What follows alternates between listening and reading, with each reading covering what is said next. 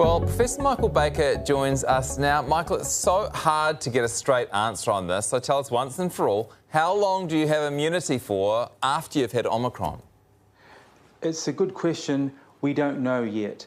And one of the problems with a new emerging disease, when it first arrives, of course, every infection is a new infection. But after it's been with us for a few years, we start to learn if reinfection is a big deal or not. With this virus, unfortunately, with the coronaviruses, immunity does decline or wane quite rapidly. And so eventually reinfections will be the norm. That'll be the main infections people get. My very scientific observations say that this thing is becoming more infectious but less dangerous, becoming more and more like, you know, the common cold that we all pick up every year. Is that correct? Is my perception good? And at what point do we start treating this like a common cold? Yeah, well, you're right in that the virus has become more infectious over time. It may have reached what's called peak fitness now, so it may not actually get more infectious because there isn't much room to go there. But the other thing is it will not necessarily get less severe. I mean, most infectious diseases don't get less severe over time.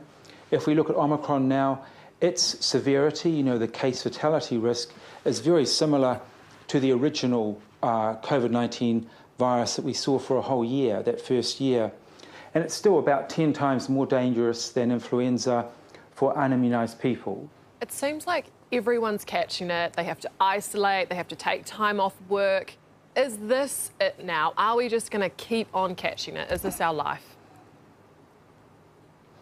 Yeah, unfortunately, we're now seeing this rates in New Zealand plateauing out, and we're seeing this particularly in Auckland because that was the first place to get a peak. And if we extrapolate it out for the rest of the year, it may be looking at perhaps 5,000 cases a day in New Zealand, maybe 400 people in hospital, unfortunately maybe about 10 people a day dying from this infection. So we don't really have an end point for that. And we're in this kind of unpleasant equilibrium now with the virus.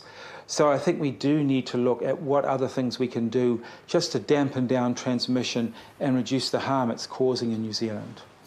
Michael, thanks as always for your expertise. Appreciate your time. Thank you.